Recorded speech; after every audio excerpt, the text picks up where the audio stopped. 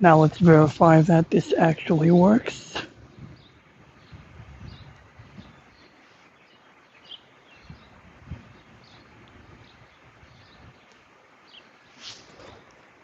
Tap, tap.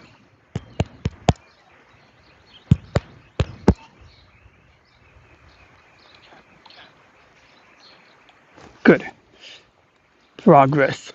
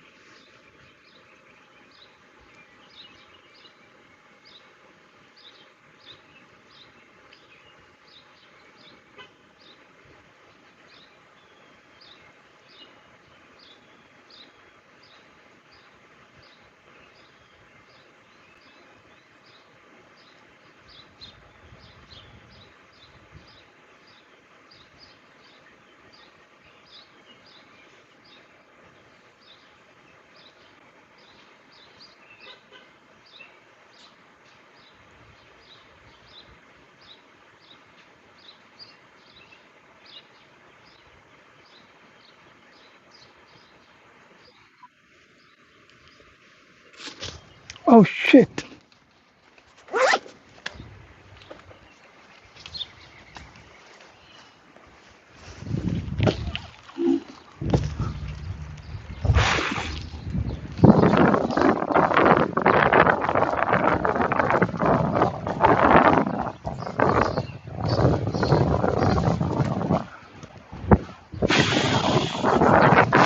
Watch.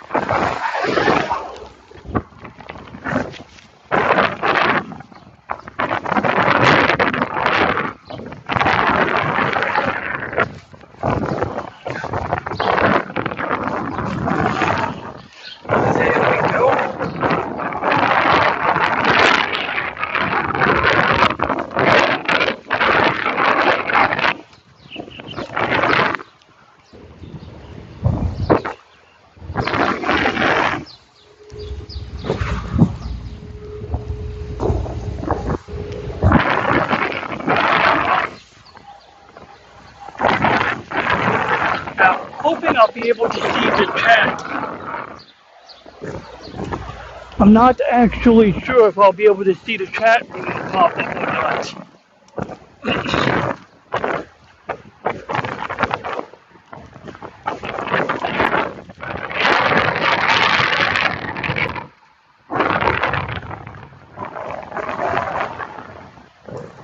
So people get, chill out. See, this is what I was about to talk about. People get really fucking touchy. You can't ride in the street, you can't ride in the sidewalk. So people honk at you when you're in the street. If you ride your bike on the sidewalk, people get angry that you're blocking the sidewalk. Like, I literally went to the edge of the road. I'm hugging the edge of the road. I can't go any more right without going into the sidewalk. And frankly, I do it sometimes. Sometimes I go onto the sidewalk just to avoid people's bull. And like, for example, I'm not completely tone deaf. I see that there are times where people are making a right turn and they need right of way.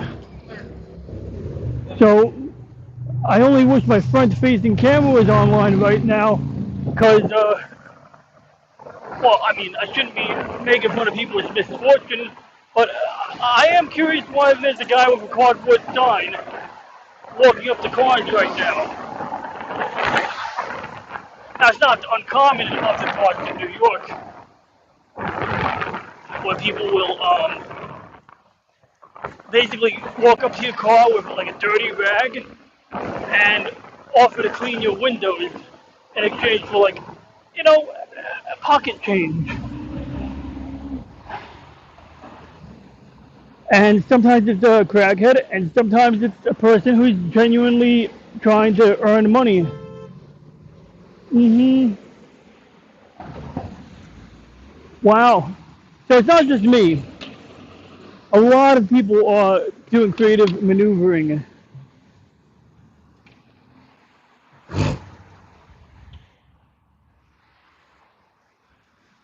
So once again, I have no idea if the chat is working.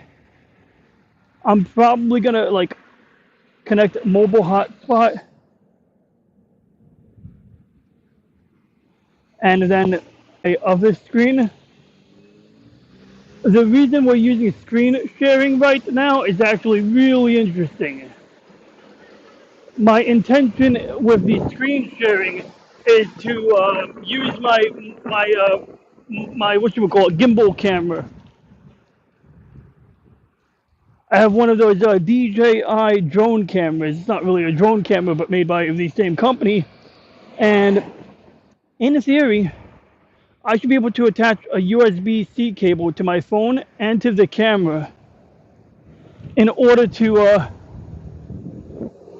present the front-facing camera view on my screen. The only reason I didn't do it yet is twofold. One, I was trying to do it on my other phone, and my Galaxy Note 8 was not being very cooperative, even though it's a fine phone and it usually is very cooperative. And in this case, the phone kept rebooting every time I plugged this cable in. Now, it could have been because the camera was attempting to charge its own battery off of the phone battery, which would probably cause some weird problem. The other issue was the camera was not connecting in video mode. It was trying to connect in mass storage mode, like a disk or USB device.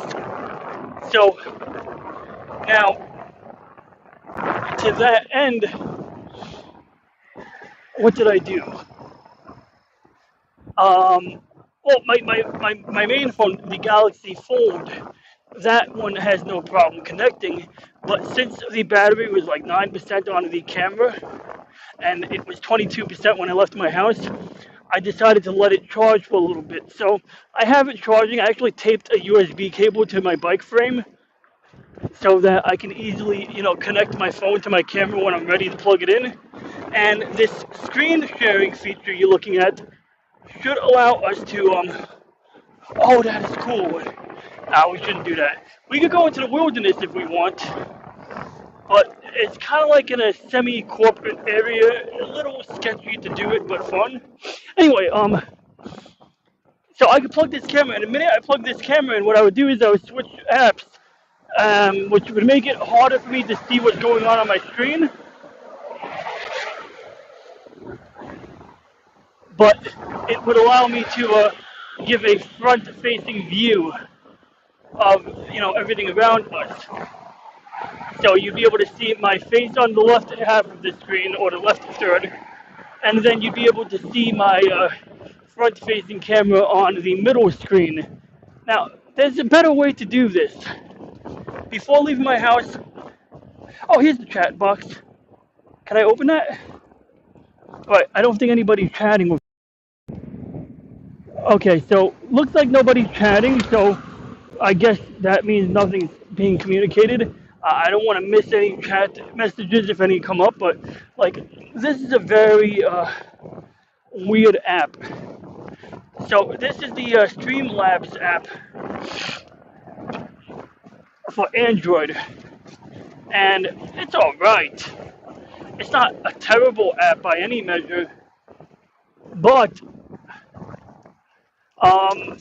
it's a bit inflexible. Like you gotta rotate. Okay, so if I was using my Galaxy Note 8, I could rotate my phone sideways and put it into landscape mode, and that would make it more efficient with using my, in terms of utilizing my screen real estate.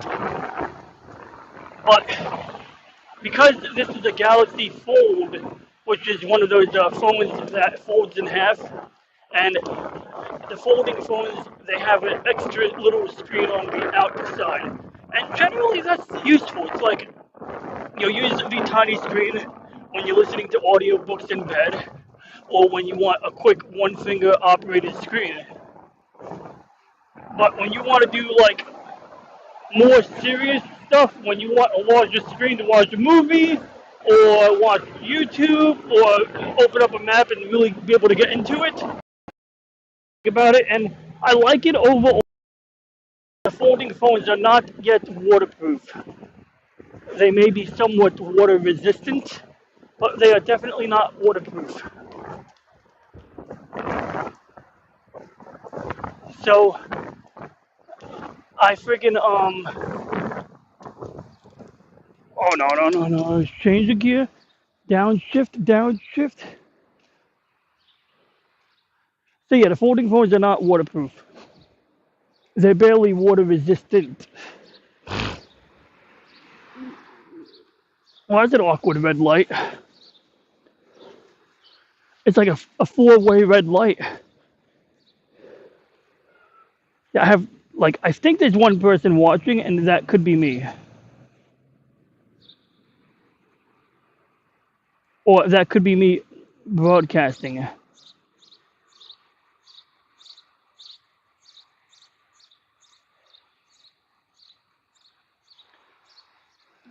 Yeah, so the Galaxy Note 8, which is my old phone, which I certainly still hold on to, I often carry. I'm carrying my Note 8 right now. That phone is completely waterproof.